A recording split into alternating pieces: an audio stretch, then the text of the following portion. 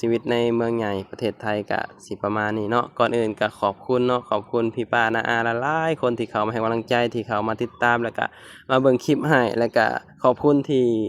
มีความเมตตาเนาะเราสองคนที่มาสู่งานมาหาเงินอยู่ในเมืองใหญ่พี่น้องเพื่อคนทางบ้านเพื่อครอบครัวมีอยู่มีกินเนาะเดือนนี้ก็รู้สึกว่าค่าใช้จ่ายไปแบบค่อนข้างที่จะหนัก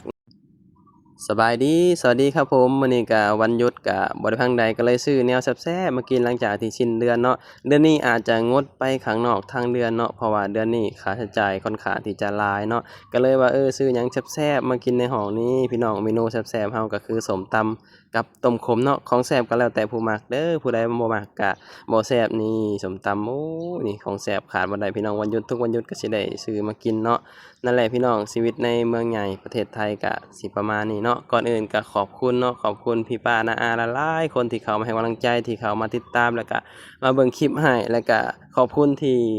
มีความเมตตาเนาะเราสองคนที่มาสู่งานมาหาเงินอยู่ในเมืองใหญ่พี่น้องเพื่อคนทางบ้านเพื่อครอบครัวมีอยู่มีกินเนาะเดือนนี้ก็รู้สึกว่าค่าใช้จ่ายไปแบบค่อนข้างที่จะหนักเนาะคือแบบว่ามันมีค่าบัตรแรงงานหรือว่าบัตร MOU ของเมียที่แบบเพิ่มเติมเข้ามา6,000กว่าบาทพี่น้องเนาะก็เลยหนักว่าสินะจ่ายไป3งวดแล้วแต่ว่างวดสุดท้ายหนักแน่6,000กว่าบาทจ่ายไปเป็นที่เรียบร้อยเนาะหลังจากที่บริษัททำบัตร MOU เขาเจ้าโทรมาบอกว่าสิได้ไปทำบัตรอยู่ที่ด่านหนองคายเด้อแบบสินะไปรับ MOU แล้วพี่น้องไปบัตรไปรับปริญญาทำงานแบบสินะมันก็เดือนนี้ก็รู้สึกว่ามันค่าใช้จ่ายมันแบบค่อนข้างที่จะหลายเดือนนี้เนาะแต่ว่าเป็นเดือนสุดท้ายแล้วแหละที่แบบว่าค่าใช้จ่ายหลายเพราะว่าบัตรมันก็แล้วแบบสินะ ปกติแล้วเมียก็สิได้กลับบ้านไปต่อบัตรท่องเที่ยวใช่นะทุก2เดือนจังซี้นะอันนี้ก็อ่าประมาณเกือบ4เดือนพี่น้องถึงจะได้บัตรแรงงานใช่นะนี่วันที่ประมาณวันที่5เดือนนี้แหละก็สิได้ขึ้นไปรับบัตรMOU อยู่ที่หนองคายพี่น้องแล้วก็สิได้ข้ามด่านอยู่ระหว่างหนองคายกับเวียงจันทน์แบบซี้เนาะแต่ว่าเมียบ่ได้ข้ามเนาะเพราะว่าเราไปแบบว่า ไปกลับแบบสินะตีกลับเลยแบบสินะเพราะว่าบัตรMOU นี่หรือว่าทำบัตรแรงงานนี่มันมีแบบว่าไปนอนอยู่เวียงจันทน์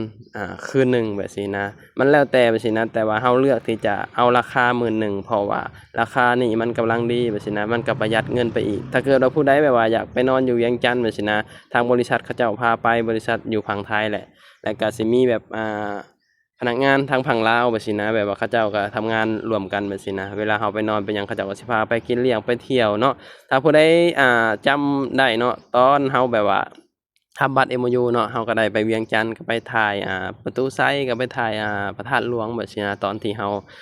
ทำบัตรพี่น้องก็สิได้พาไปเที่ยวไปซั้นแหละแต่ว่าเมียเลือกที่จะบ่ไปเนาะเพราะว่า1มาก็มันแบบว่าเปลืองเงิน2มาก็คือแบบว่าเราว่ามันก็สิประหยัดเงินไปแบบซี้นะบ่ต้องแบบว่าไปบ่ต้องแบบว่าไปเที่ยวไปหยังแบบซี้นะเพราะว่าเงินทองก็เป็นสิ่งสำคัญพี่น้องเรา2คนก็พยายามที่จะประหยัดเนาะกับข้าวกับน้ำก็พยายามที่จะบ่ซื้อของที่มันแพง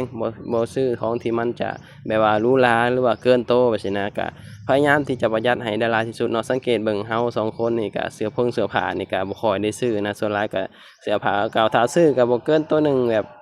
70บาท80บาทแบบว่าหรือว่า100แบบซี้เนาะแบบว่าหาซื้อตามไลฟ์สดไลฟ์หยังแบบซี้มันสิราคาถูกแบบซี้นะก็พยายามจะประหยัดแบบทุกวิธีทางนั่นแหละที่เราจะประหยัดได้อะนะแต่ว่าก็บ่ถึงกับแบบว่าประหยัดจนแบบว่าเราบ่กินหยังเลยแบบซี้นะก็มีกินแหน่แต่ว่าเราก็สิบ่ซื้อของที่เราบ่จำเป็นแล้วก็บ่ซื้อของที่มันแพงเกินตัวเราแบบซี้นะเพราะว่าเรา2คนก็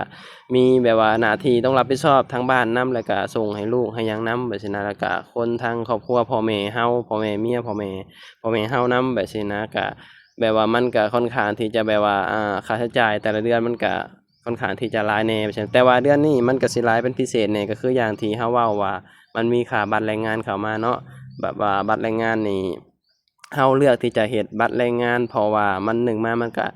ถูกต้องตามกฎหมาย2มามันก็อยู่สะดวกสบายเวลาเราไปหั้นไปนี่แล้วก็เวลาแบบว่าเขาเอิ้นจั่งใดแบบว่าบ่ต้องไปต่อบัตรต่อหยังแบบซี้นะเวลาเดินทางไปต่อบัตรมันก็ค่อนข้างที่จะอันตรายแหน่เพราะว่ารถไปนำรถตู้รถหยังแบบซี้นะเพราะว่าการเดินทางปัจจุบันนี้เนาะมันก็ค่อนข้างที่จะไกลมันบ่คือเหมือนเมื่อก่อนเนาะเมื่อก่อนไปต่ออยู่เขมรมันก็4-5ชั่วโมงมันก็ฮอดเนาะแต่ตอนนี้ก็คือคนลาวทุกคนก็ต้องไปต่ออยู่ที่ด่านหนองคายกับด่านสะหวรรณเขตหรือว่า อุบลแล้วแต่ว่าผู้ใดสิไปทางใดแต่ว่าค่อนข้างที่จะข้ามมื้อข้ามคืนอยู่พี่น้องเนาะมันค่อนข้างที่จะไกลจังซี่นะก็เลยว่าเฮาทำบัตรดีกว่า1มามันถูกต้องตามกฎหมาย2มาเฮาก็บ่ต้องไปต่อท่องเที่ยวจังซี่นะเพราะว่าเฮาคิดว่าเฮาสิอยู่ไทยนานอยู่แล้วจังซี่นะเฮาก็เลยตัดสินใจพากันทำบัตรแรงงานอีกอย่างบัตรแรงงานในปัจจุบันนี้มันก็บ่ได้แพงเหมือนเมื่อก่อนเนาะเมื่อก่อนนี่บอกเลยว่าอ่า 17,000 18,000เนาะก็มีพี่ๆคอมเมนต์มาว่าค่าทำบัตร MOU คือแพงแท้อิหยังประมาณนี้นะแต่จริง 6,000 เฮาจ่ายไป 6,000 นี่มีพี่คนหนึ่งบอกว่าคือแพงแต่จริงมันบ่แพงได้อันนี้คือแบบว่า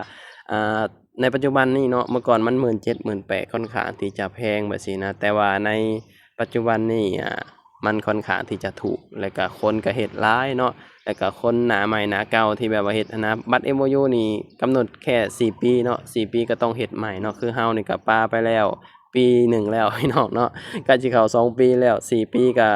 นานอยู่ได้เฮาว่าเนาะเพราะว่ามัน4ปีก็โอ้คันเฮาตั้งใจเก็บเงินเก็บหยังก็ได้หลายอยู่เดะพี่น้องเนาะแต่ว่าต้องพยายามประหยัดเนาะพยายามเก็บเงินเก็บทองแบบซี้นะคืออย่างเฮาเว้าแหละพี่น้องเนาะเฮามาหาเงินหาทองเฮาก็ต้องตั้งใจเก็บเงินตั้งใจหาเงินเนาะถ้าเฮาบ่ตั้งใจเก็บถ้าเฮาบ่ตั้งใจหามันก็ บ่ได้เพราะว่าเงินทองเป็นสิ่งสำคัญโดยเฉพาะในยุคสมัยนี้ยุคสมัยนี้คือเป็นยุคเงินน่ะเนาะบ่มีเงินก็อยู่บ่ได้คนลาวหลายคนที่ดิ้นรนจากบ้านจากครอบครัวคือเราสองคนแหละดิ้นรนแบบว่าจากครอบครัวจากคนที่เรารักเนาะมาหาเงินหาหยังแบบซี้นะจาก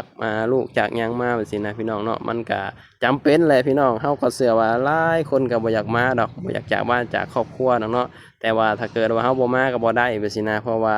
มันบ่มีเวียกเฮ็ดงานทำอยู่บ้านเฮาเนาะพี่น้องก็ประมาณนั้นแหละพี่น้องเนาะคลิปนี้ก็บ่หยังหลายขอบคุณพี่ๆน้าๆป้าๆลุงเด้อที่เข้ามาติดตามรับชมที่เข้ามาให้กำลังใจที่เมตตาเนาะคลิปนี้ก็ไปแล้วบ๊ายบายสบายดีสวัสดีครับผม